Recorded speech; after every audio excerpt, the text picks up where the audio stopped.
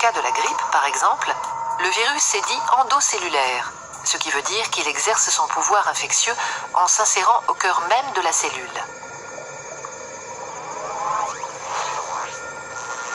Il franchit sa membrane, pénètre à l'intérieur du cytoplasme où il se multiplie avant de se propager dans l'ensemble du corps.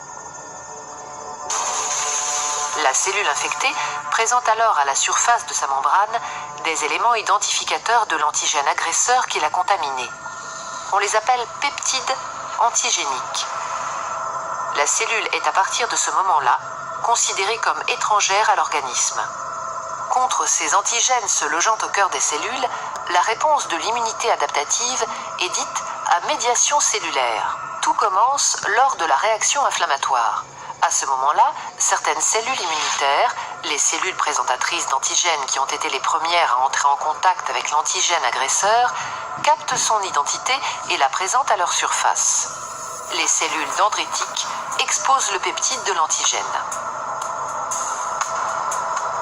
Jouant un rôle de messager, ces cellules présentatrices d'antigènes, dès lors porteuses du peptide, la fiche d'identité de l'agresseur, migrent vers les ganglions lymphatiques où résident des lymphocytes T4 et T8 dormants.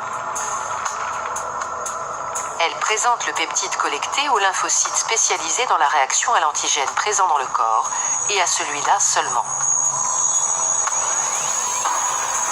Une fois le message transmis et le dialogue établi, le lymphocyte T4 concerné est activé. Il va devenir une véritable plaque tournante de la réaction qui va suivre. Il commence par se multiplier en un grand nombre de clones. C'est ce qu'on appelle la mitose.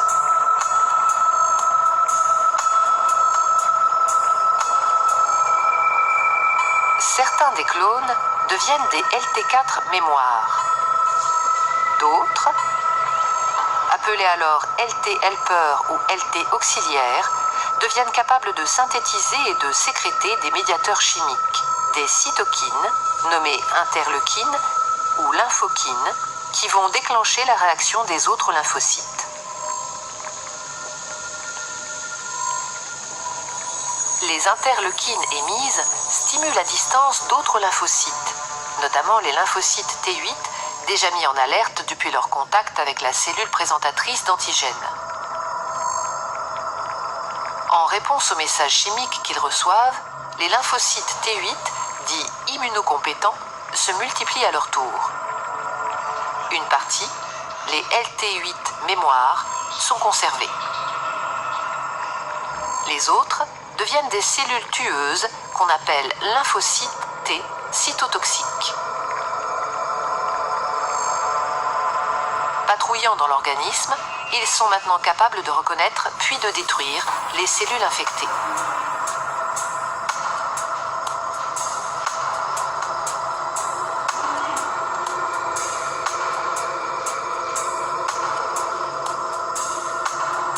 Mais toutes les cellules mortes, ainsi que les débris cellulaires résultant de la réponse immunitaire, sont éliminés par les macrophages, les éboueurs du corps humain.